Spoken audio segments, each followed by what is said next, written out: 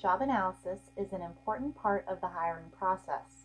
It is key to the referral of the best qualified candidates since it's based on a clear understanding of the job requirements. A job analysis allows the hiring manager, HR, and the applicants to have the same information about the job. This training course will cover an overview of conducting a job analysis for hiring managers and human resource professionals. Before we begin the training module, let's review how to navigate the course. At the bottom of the screen is a play bar with icons that are used to move through the module. Anytime the pointer hovers over an icon, it will show the action that the icon performs. For your reference, this screen also shows the play bar with each icon labeled with its action. After completing this module, you will be able to explain the purpose of a job analysis, describe the importance of using a job analysis, and explain the collaboration between a hiring manager, subject matter experts, and a human resource professional to complete a job analysis. Have you been a part of job analysis in the recruiting process? Without a job analysis, your efforts to find the right fit for a position will be in vain. Job analysis is a foundation for all other HR processes. It provides the basis for the development of position descriptions, position classification and grade levels, performance appraisal criteria, and training and development needs. Before we get into the details of how to complete a job analysis, let's start with the basics. A job analysis is essentially the collection and organization of critical information about a job. It is a systematic examination of the tasks performed in a job and the competencies required to perform them. A job analysis also includes the resources that are used to do the job and the conditions under which it is done. It's important to know that a job analysis is not an evaluation of the person currently performing the job. Why should you want to be involved in conducting a job analysis? Roll over each of the icons on the screen to reveal the reason for conducting a job analysis.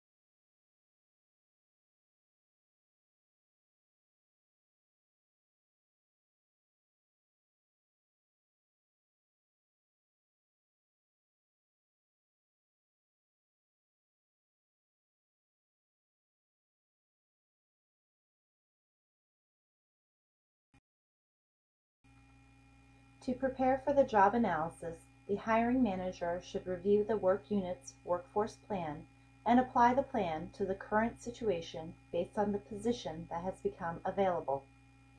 It may be that the way the job has been handled in the past is not the way that it should be handled in the future. Job duties and the skills necessary to perform them may change as the work unit evolves. By analyzing the unit's mission and skill needs, it will be easier to conceptualize what is needed and how best to find it as the hiring process continues. This analysis can sound overwhelming, but be assured that a job analysis does not need to be conducted every time a job needs to be filled. The decision to conduct one depends on the novelty of the position and how recently a job analysis has been done for the position. If the job is unlike any other position, then you should conduct a job analysis. Also, if the requirements will change often, such as an information technology position, you should review the job analysis at least annually to ensure that it is still valid. If a job analysis is in place for a position, it may just need to be reviewed and have minor changes made to it. The hiring manager should be reviewing the position and the workforce plan to determine if necessary skills have changed or if there are any gaps in the workforce. If the skills have changed, the position description needs to be updated. If there are skill gaps, the workforce plan should be addressed. Completing a job analysis is a partnership between the hiring manager, subject matter experts, and an HR professional. The hiring manager is the best person to define how the job fits into the organization, as well as its relationship to other positions and organizations. The hiring manager provides expertise on the knowledge, skills, abilities, competencies, and behaviors required to successfully perform the job duties. The manager can make meaningful distinctions between those candidates that are basically qualified and those that are best qualified. Subject matter experts, or SMEs, are usually employees who are extremely knowledgeable about the type of position being filled and are able to either act in the role of the hiring manager or provide additional information. The HR professional has expertise and knowledge of qualification requirements, typical promotion patterns, the occupation and related occupations, normal lines of progression, and grade level distinctions. All steps and resources must be documented in the development of a job analysis. Documentation allows reviewers to clearly follow the thought process and decisions made during the job analysis creation.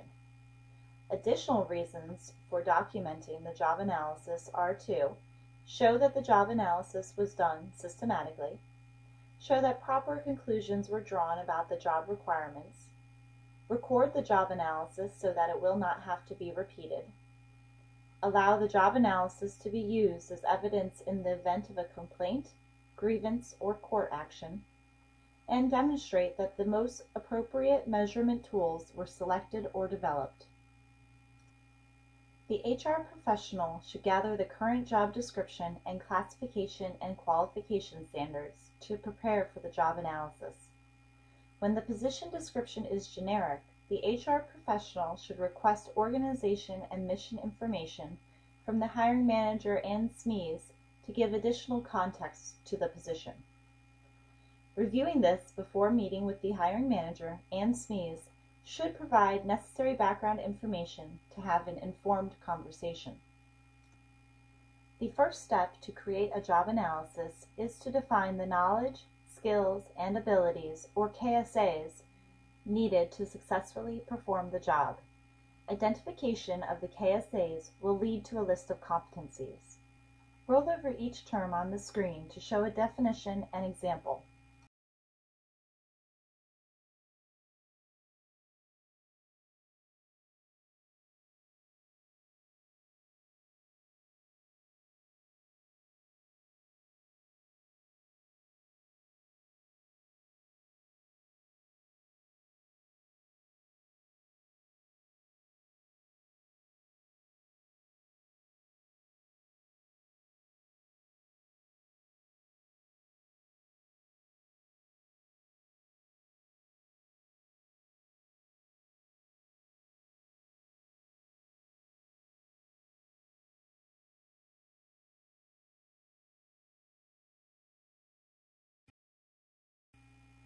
After the KSAs are determined, identify the associated major duties, including tasks and responsibilities, that the employee has to perform on a regular basis. Major duties are those that represent the critical or important work of the position and that together constitute most of the job. A good rule of thumb is to focus on 3 to 5 major job duties with associated tasks. To select the major duties, the hiring manager and SMEs should ask themselves, overall, what are the particular contributions of the job toward the accomplishment of the overall objective of the unit or organization?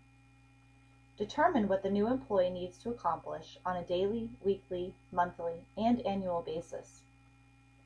Then, identify the tasks and responsibilities that will need to be a part of the position to make sure it accomplishes the desired result.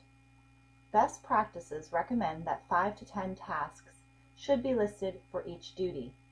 Think about what resources are needed and if the employee will be supervising any people or processes.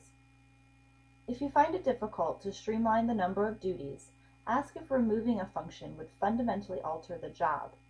If removing the function would fundamentally alter the job, it should be included in the list of duties. The major duties of the position represent the foundation of the entire job analysis process. If unimportant or insignificant duties are used as a basis for developing rating factors, the result could be KSAs or competencies that would not identify the best candidates for the job. The screen shows an example of a major duty and associated tasks for a HR Specialist GS 201.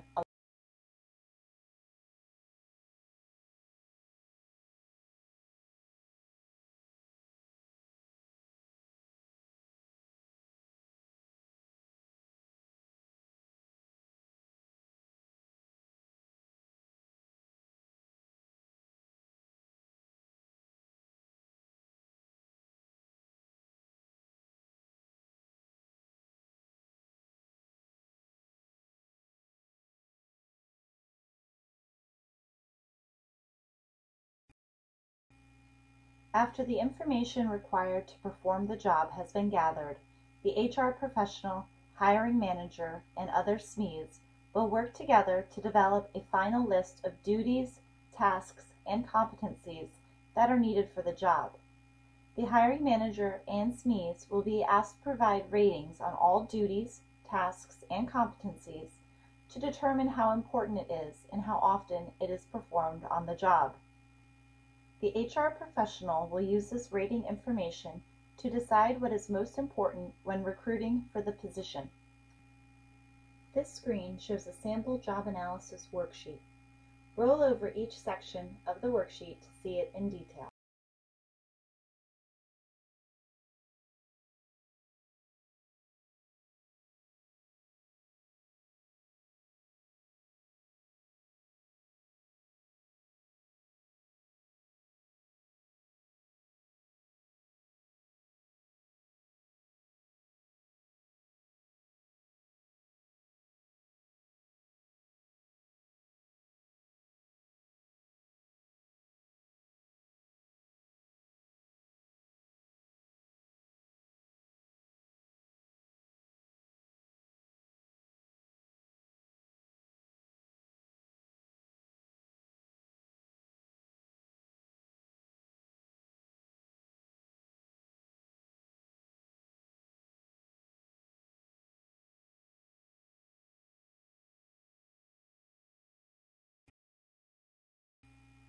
The following questions should be asked to filter the job analysis to the final factors. Is it needed upon entry into the position? Could it be learned in a reasonable time, typically 90 days after entry? Is it reasonable? Would applicants normally possess this factor in the same occupation? Is it ratable or measurable? For example, oral communication may be better measured in an interview.